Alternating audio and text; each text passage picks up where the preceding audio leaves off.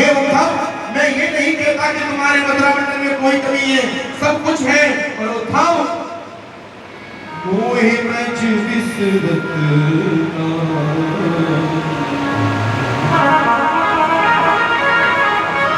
उद्धव, जानते हो जो गोपी जो सुबह शाम मेरा दर्शन करके जीती है, जो माँ यशोदा मेरा दर्शन करके मुझे जीती है, मेरा दर्शन करके सोती है, खाती है, पीती है, मैंने क्या किया पता है उद्धव? क्या किया? मैंने उसे झूठ बोल दिया कि मैं परसों लौट करके आऊंगा। तू ही बता उद्धव, जब मुझे लौट करके परसों तक नहीं जाना था तो आखिर मैंने मुझ ब्रजवासियों से झूठ बोला तो बोला क्या? एक काम करेगा उद्धव? क्या बोले, यदि मुझे रोता हुआ नहीं देखना चाहता तो चला जा वृंदावन। वृंदावन में जाकर के गोपियों को शांत करा के यहाँ तो गोपियां जब वो मैया यशोदा रोती हैं तो उद्धव मेरी आंख के आंसू भी नहीं रुकते। गच्छो तव ब्रजम, उद्धव तू जाएगा वृंदावन?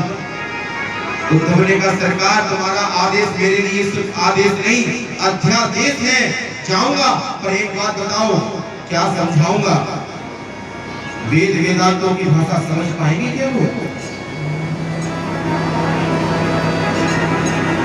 अरे उद्धव, तुम सरल से सरल भाषा में समझाने का प्रयास तो कर लो। उद्धव ने कहा सरकार, अगर नहीं मानते तो चला जाता हूँ, लेकिन सुनो, ज्यादा देर नहीं रुकूंगा, जाऊंगा, समाचार देकर के लौट करके आऊंगा। भगवान ने कहा उद्धव ये तो समय बताएगा, तो 1 घंटा, 1 महीना या 1 साल कितना समय रुकेगा? उद्धव जैसे ही जाने लगे, भगवान ने कहा सुनो उद्धव, ऐसे मत जाओ। क्यों? वो ग्वालवाल, वो ब्रजवासी मेरे सिवा अतिरिक्त ज्यादा किसी से बात करना पसंद भी नहीं करते, इसलिए मेरा निज स्वरूप लेकर के जाओ। अपना पीताम्बर दे दिया, अपने वस्त्र दे दिए। आज उद्धव जी चले वृंदावन की ओर। क्या स्थिति है? चले मथुरा से जब उद्धव तो वृंदावन निकट आया, वहीं से प्रेम ने अपना अनोखा रंग दिखलाया। उलझ कर वस्त्र में काटे लगे उद्धव को समझाने। ए उद्धव, तुम्हारा ज्ञान का पर्दा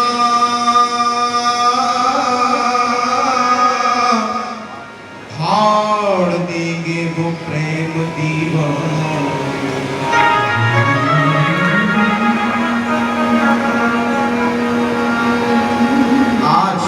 उद्धव जी चले जा रहे हैं। अब जरा वृंदावन की स्थिति देखो क्या है। जब से श्याम सुंदर वृंदावन छोड़ करके मथुरा गए हैं, प्रातः काल सूर्य उदय होते ही ग्वालवाल मथुरा के द्वार पर आकर के बैठ जाते हैं, टकटकी लगा करके मथुरा की ओर देखते हैं।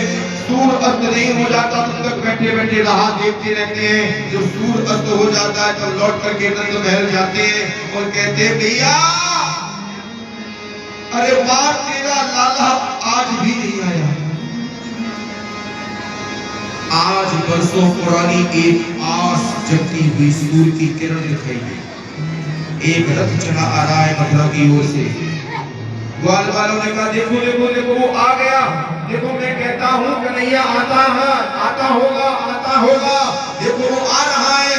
बरसुका जाकर के पेड़ की ओट में जाकर के छिप गया। श्री धामा ने कहा क्यों नहीं, तू छिपता क्यों है?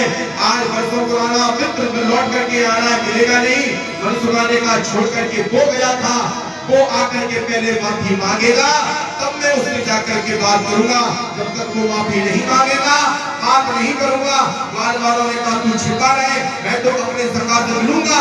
सभी ग्वाल वाल दौड़े, जैसे ही दौड़े सब ग्वाल वाल तो बरसुका भी पेड़ की ओर से निकल करके सबसे आगे दौड़ पड़ा। श्री धामा ने कहा क्यों भैया, तू तो कहता था कि बाद में मिलूंगा, जब तक माफी नहीं मांगेगा तब तक बात नहीं करूंगा, अब आखिर क्या हो गया? बरसुका ने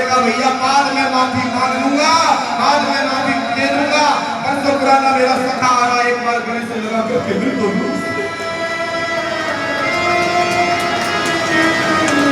रथ के समीप जाकर के जैसे ही पहुंचे, क्या देखा?